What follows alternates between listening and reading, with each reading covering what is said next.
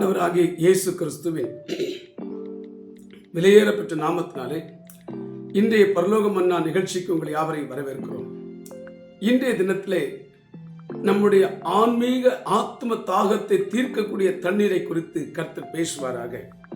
அதற்கு ஆதாரமாக ஏசாயாவின் தீர்க்கதரிசன புஸ்தகம் 12ஆம் அதிகாரம் 3வது வசனத்தை வாசிக்கிறேன், கவனிங்கள். நீங்கள் ரட்சிப்பின் ஊற்றுகளிலிருந்து மகிழ்ச்சியோட தண்ணீர் மொண்டு கொள்வீர்கள்.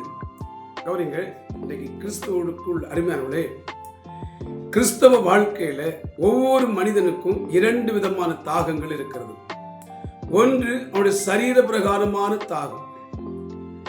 அவன் அந்த தாகத்தை தீர்ப்பதற்காக அவன் வேலைக்கு செல்கிறான், வேலை செய்து வயலிலே வேலை செய்கிறான், இல்லை அலுவலகத்தில் வேலை செய்கிறான், களைப்பு உண்டாகிறது. அவன் குறைந்தபட்சம் ஒரு நாளைக்கு 3 லிட்டர் தண்ணீர் அவன் குடிக்கிறான். இது நிமித்தமாய் அவனுடைய சரீரத்தில் ஏற்படுகிற தாகம் தீர்க்கப்படுகிறது. ஆனால் அதே நேரத்தில் இன்னொரு தாகம் இருக்கிறது. அது இயேசுவானவர் சொன்ன ஒரு தாகம். நான் தாகமாய் இருக்கிறேன் என்று சிலுவையில் சொன்னார். அந்த தாகம் எப்படிப்பட்ட தாகம் என்று சொன்னால், ஒரு ஆன்மீக தாகம் அல்லது ஆத்ம தாகம் என்று வேதம் சொல்கிறது. அதாவது, நான் இயேசுவை சேர வேண்டும், இயேசுவை காண வேண்டும், இயேசுவை போல அவருடைய சாயலாய் நீதியும் பரிசுத்தமாய் வாழ வேண்டும். ஆகவே தான் வேதம் சொல்கிறது, நீதியின் மேல் பசிதாகம் உள்ளவன் பாக்கியவான் என்று வேதத்திலே வாசிக்கிறோம். இயேசுவை போல வாழ வேண்டும், அவரை போல நீதியை தரித்துக் கொண்டு இன்னும் பரிசுத்தத்தின் மேல் பரிசுத்தம் அடைய வேண்டும். அவருடைய பிரசன்னத்தினால் என்னுடைய ஆத்ம தாகம் தீர்ந்து நான் திருப்தியான வாழ்க்கை வாழ வேண்டும் என்று இப்படி ஒவ்வொரு மனிதனுடைய வாழ்க்கையிலும் ஒரு ஆத்ம தாகம் அல்லது ஆன்மீக தாகம் என்பது இருக்கிறது. இந்த தாகத்தின் நிமித்தம் தான் மனிதன் கர்த்தரை தேடுகிறான், கர்த்தரிடத்தில் நெருங்கி போகிறான், கர்த்தருடைய பிரசன்னத்திலே அமர்ந்திருக்கிறான். கர்த்தருடைய எல்லா விதமான பிரசன்னத்தினாலும் மகிமையினாலும் அவன் மூடப்பட்டு தேவ பிரசன்னத்தினால் தன் தாகத்தை தீர்த்துக் கொள்கிறான். கடைசியாக தேவனுடைய தரிசனங்களை காண்கிறான், தேவனுடைய சொப்பனங்களை காண்கிறான், தேவனோடு சேர்ந்து அவன் மனமகிழ்ச்சியாக வாழ்கிறான். இதுதான் ஆத்ம தாகத்தினுடைய காரியத்தை குறித்து வேதம் சொல்கிறது.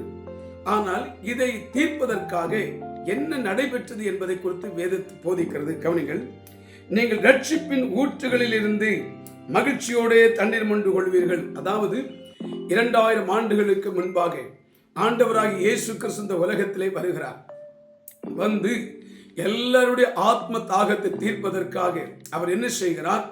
30 வருடங்கள் வாழ்ந்து ஞானஸ்நானம் எடுத்து 3.5 ஆண்டு காலங்கள் ஊழியம் செய்து அதன் பிற்பாடு நம்முடைய தாகத்தை தீர்க்க வேண்டும் என்கிற ஒரே காரணத்துக்காக அவர் சிலுவைக்கு புறப்பட்டு போகிறார். அவர் சிலுவை சுமக்கிறார், பாடு கசையடிகளை ஏற்றுக்கொள்கிறார்.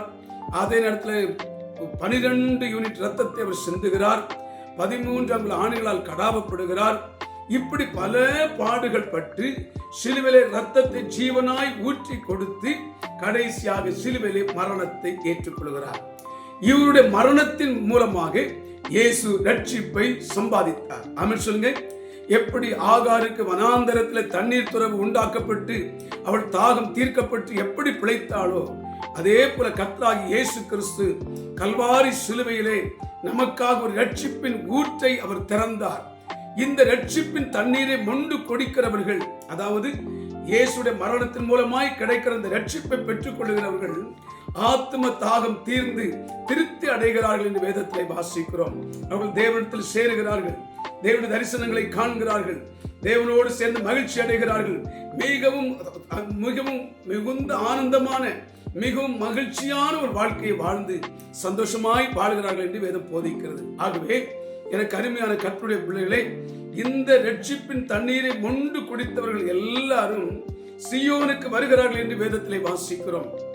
சீயோன் என்று சொல்லும் பொழுது பரலோகத்திலே தேவன் இருக்கிற இடம் என்று வேதத்திலே வாசிக்கிறோம்.